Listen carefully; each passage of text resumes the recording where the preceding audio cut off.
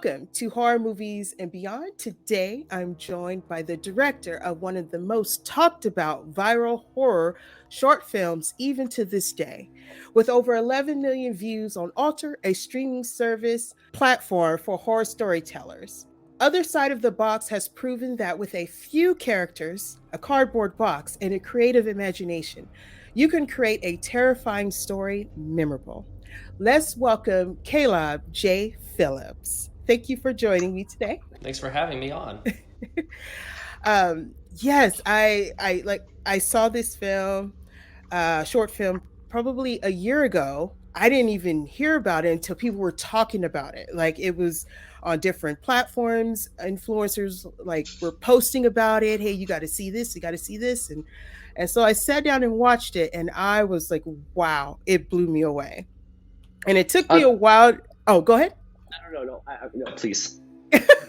It took me a while to get the courage to contact you about it.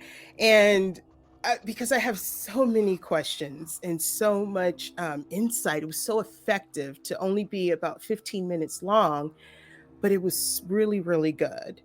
And for those who wonder what it's about a couple who receive a mysterious package from an old friend.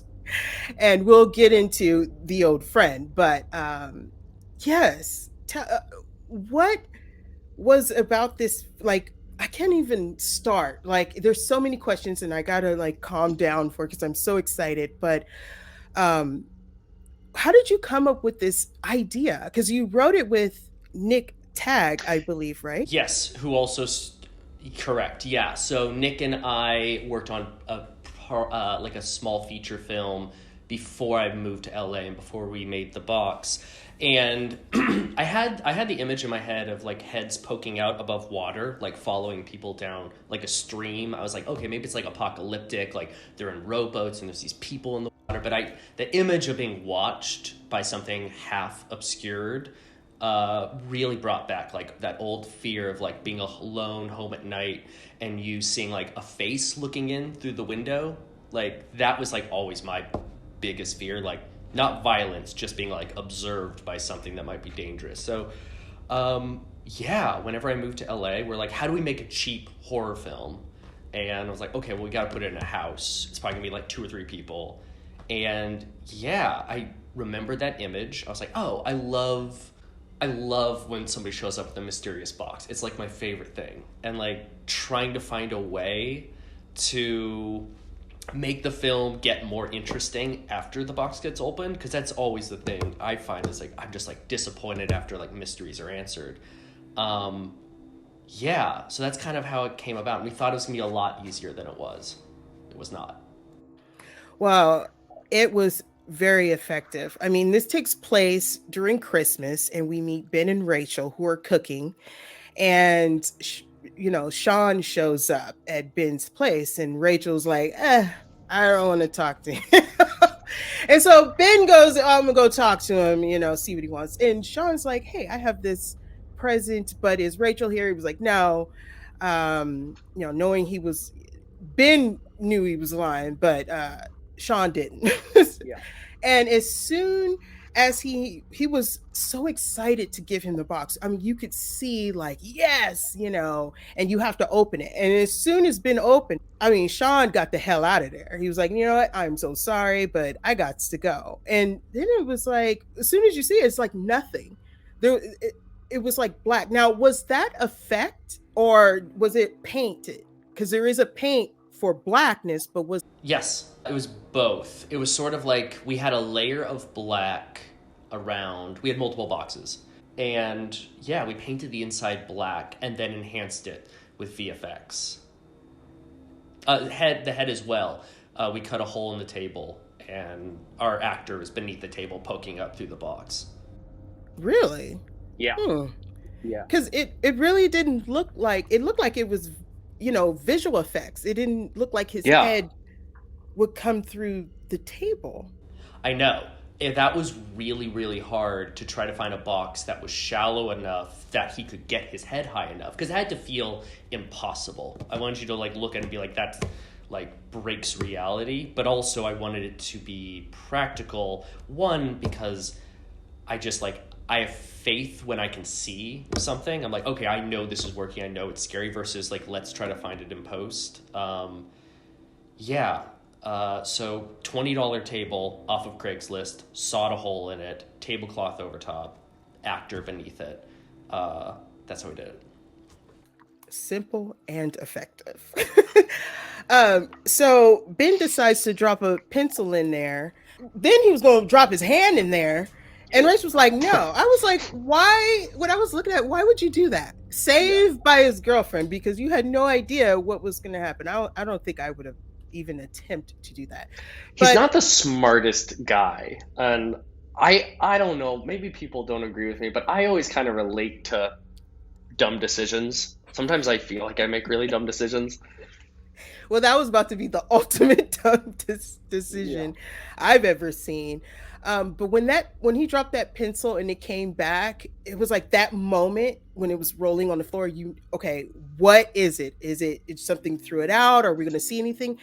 And when he turned and saw those eyeballs, I jumped a little bit because it was something I wasn't ready for. I don't think anybody was ready for that. And as it just kept focusing on Ben, and as he moved, the head didn't move, the eyes did. Mm-hmm. And it was just focused. She was like, why is he focused on you? That was so terrifying. The actor was great. I mean, you can only see his eyes, but I was like, oh. So he's not technically an actor.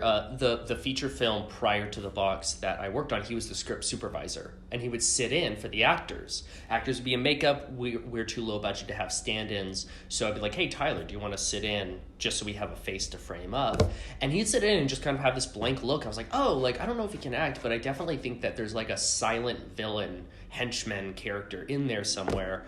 So I always kept him in mind, and when we were like, oh, we need to like figure out somebody who like wants to sit on our table for hours and won't mind helping out, I was like, oh, this guy's got a really like great face. To be honest, he like turned out scarier than I thought it was going to. I didn't know he was going to look that scary. Then it started mimicking like things it heard, but there was something in particular I thought was interesting when it said, just Ben, don't let him leave the house.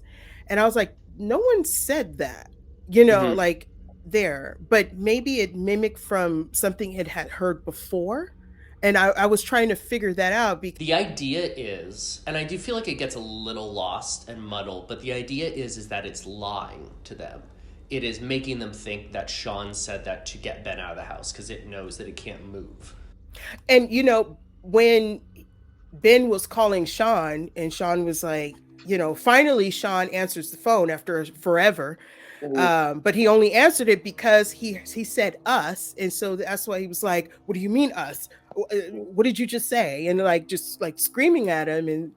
And it was like, oh, me and Rachel. He's like, what? But when was this intentional? Because I saw this when Sean stood up and there were letters on the wall. Was that intentional? Because in my mind, I was assuming those letters had something to do with him and Rachel. Funny, no. I don't even it's sitting here in this moment, I'm actually not sure what letters you're talking about. I'll have to pull up a frame to see it. No, that was like his room was just another room in the house we were already shooting in. And we were like, okay, let's make it look a little differently. We were running so far behind.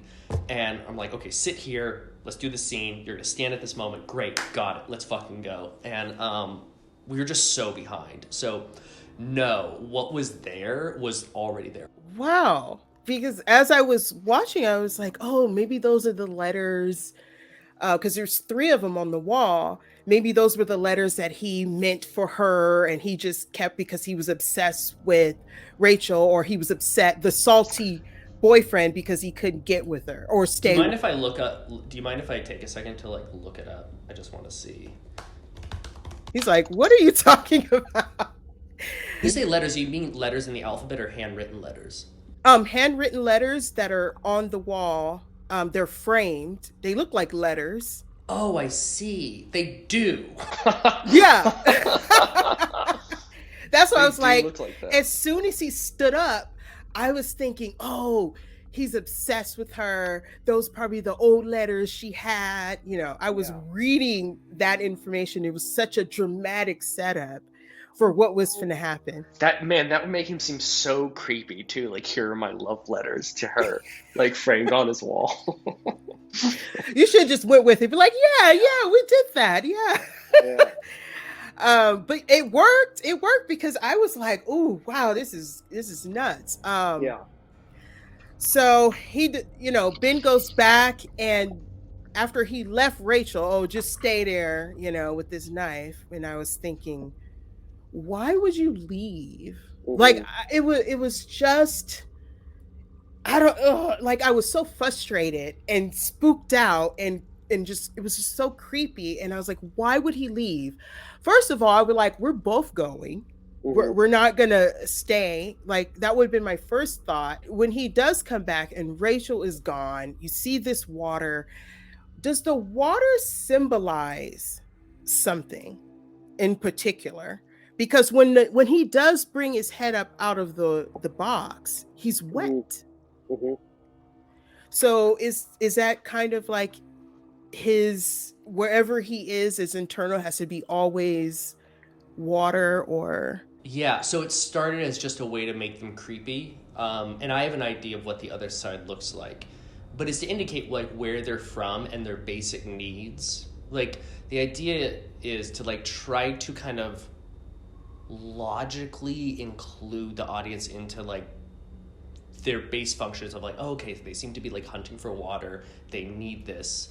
Like, for me, like having that internal logic of what they want and when they need it, like immediately, like it needs water, and when it's stabbed it leaks water. For me, that was more of a structure thing than a symbolism thing. Like, as it went on, I started like answering those questions inside my head. I'm like, okay, well, why do they need water? Okay, like I think that there's something probably in the water, like that they produce. Like, why do they look like people? Did they used to be like people? And yeah, for me, it's always starts as like a structure horror reason, and then I answer it as I like go along.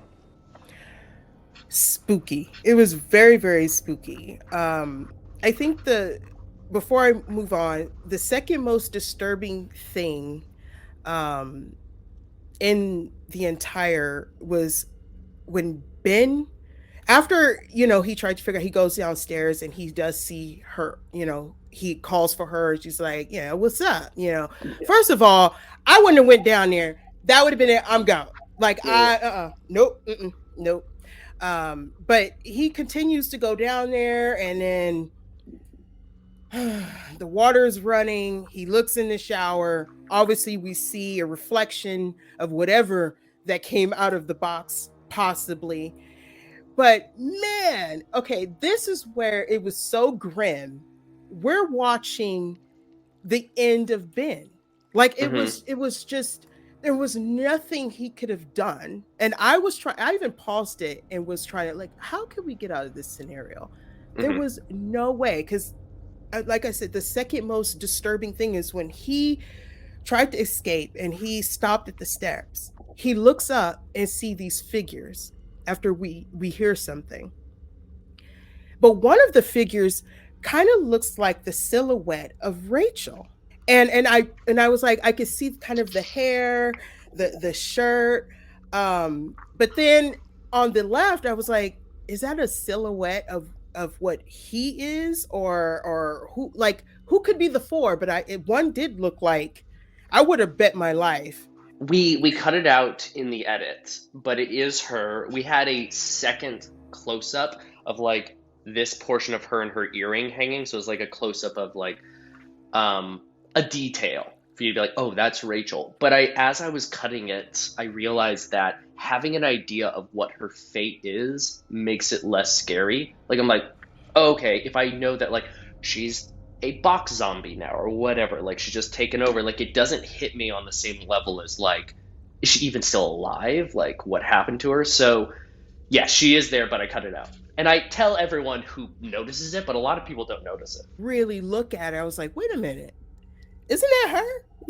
I was like, what the hell's going on? But like I said, we are watching his fate. I mean, he's looking and he looks away. You can hear them, and then you see the other one in there, and then look, and then it's like, and you see his hand go up. It's like, oh my God, there was no way. And you could see the terror on his face, and he knew the moment he looks away, that light was out, and that was it for him.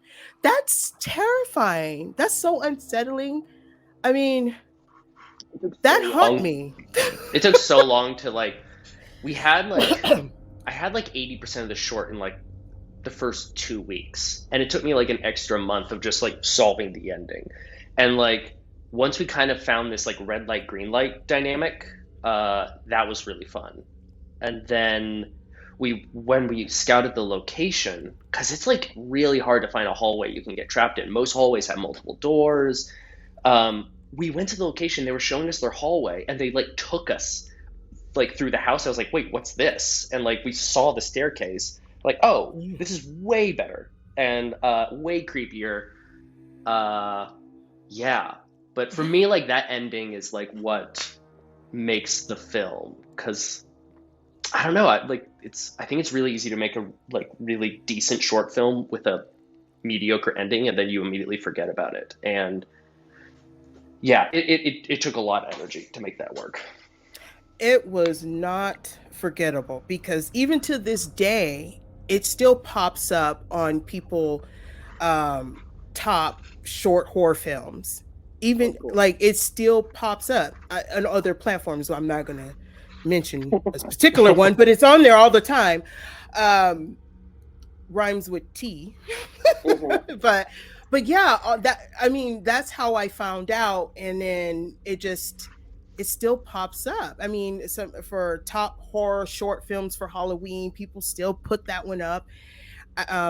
It is terrifying because there was no way out. There was no plausible way of him getting out of it. Like, oh, he could have climbed through, or he was just too slow. No, it was like, man, he was a goner. That was it. This first thing that was the most disturbing, number one, better than that one, was Sean, because he knew what was going to happen. And I think that box was like an extension of his toxic relationship that he wanted with Rachel, or they did have, and he was willing to have the perfect crime. You know, there's no body, no blood. He knew exactly how it was going to end, yet he would do that. And and the whole time. And even though he was like, hey, you know, don't go back. But even then, I'm like, why would he tell him don't go back there? And if he wanted him to be gone anyway, that I was kind of puzzled about that. For me, Sean he basically has to choose between himself or someone else. Like, he has to give it away, or this thing is going to take him. Like, we don't really dive into what his experience was like with the box, how he got it closed, wrapped, all that stuff. But I believe he's terrified, and if he doesn't give this thing away, it's going to get him. And who better to give it away to than someone who has wronged me? But I think that deep down he doesn't want Ben hurt. But if we had to choose someone, like, maybe it's the guy, maybe we could spare this guy. And yeah, Sean for me is like easily the most compelling, even past the horror and the box head and all that stuff. Like, his name's Josh Shell. His performance of Sean is so unsettling. And yeah, I like exploring, like, I don't know, cowardice in people. Like, he just like threw his friends under the bus to save himself, and I find that really compelling to watch. But yeah, I thought that was so pure evil. Out of the most disturbing, then the thing coming out of the box is that he was the villain to bring him the box, to, you know, to expose him to something that he wasn't 100% sure what it was, but he knew it was going to take him away.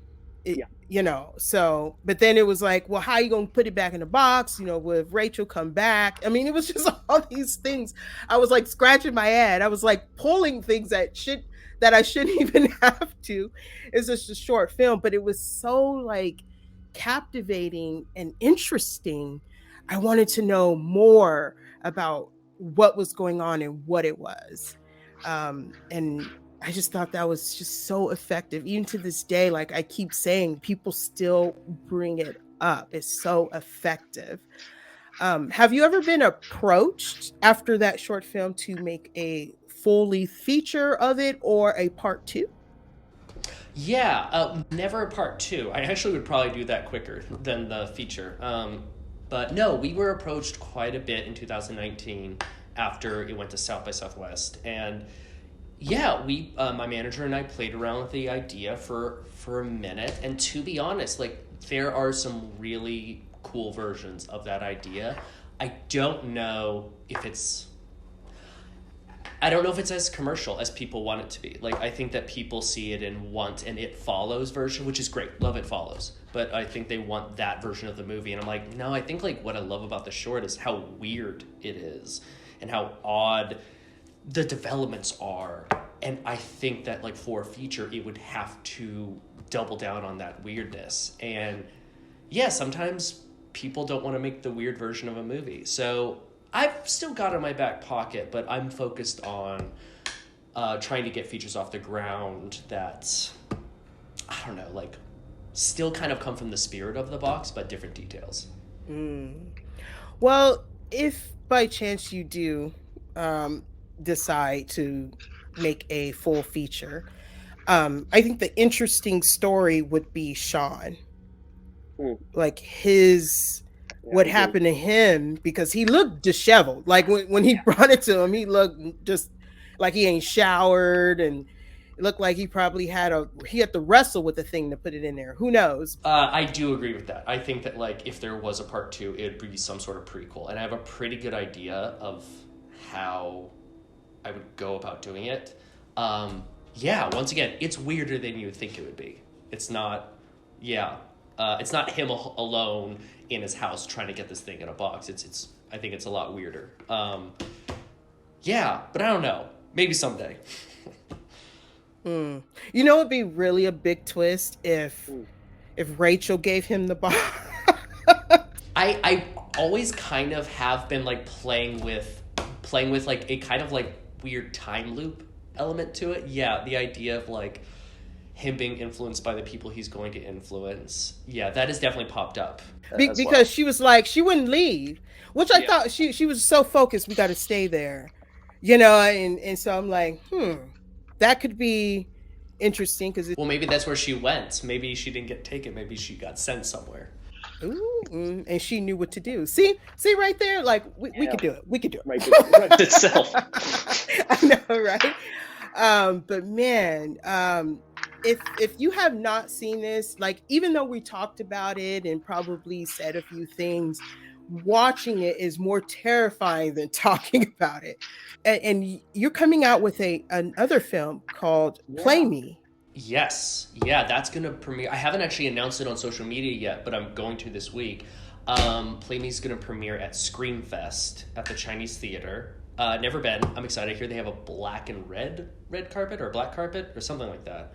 But yeah, going to premiere. We're going to watch that with a bunch of other horror shorts, and then probably put it online like soon after. It's a cool. It's different. It's not horror as much as it is like psychological thriller. It's a bit sci-fi, but a woman wakes up in a car in the middle of nowhere with no memory, and a man in the back seat with a bag on his head. She finds a tape recorder with her own voice on it, telling her what to do next, and it's creepy, it's fun, it's very twisty. I'm starting to realize I make weird movies, and I didn't. Well, we like weird. We like weird. I do, yeah. So I hope if you like weird, I think you'll like Play Me. After it premieres, probably gonna put it out in the fall on YouTube. Now, Josh Shell is in that. Yeah. Okay, so you know. Yeah. He's just the brief you see him in the other side of the box, and you're just like, oh my goodness. Yeah, his I asked him, I was like, "Hey, this is not a great role. You're going to be under a bag the entire movie, but like I need like a big performance to be able to project through a bag." And I knew he did voice acting as well. It was and he just like jumped at the opportunity. He like we love working together. He's always so easy and so amazing. He brought so much to like what could have been a real phoned in role of just like a man speaking through a bag. But yeah, he's great in it. Mm. Well, you know how to cast him. So I want to say thank you so much for this opportunity. I took the courage and I went for it, and I am so happy that you're sitting here because that was so damn good. Thank you so much. I really appreciate that. Thank you so much for watching, and if you want to see more videos like this, don't forget to hit the like and subscribe button and enjoy my other videos on my channel. And check out the other side of the box that's on Alter, and also look out for Play Me because I know that one is going to be just as great as this one. Thank you.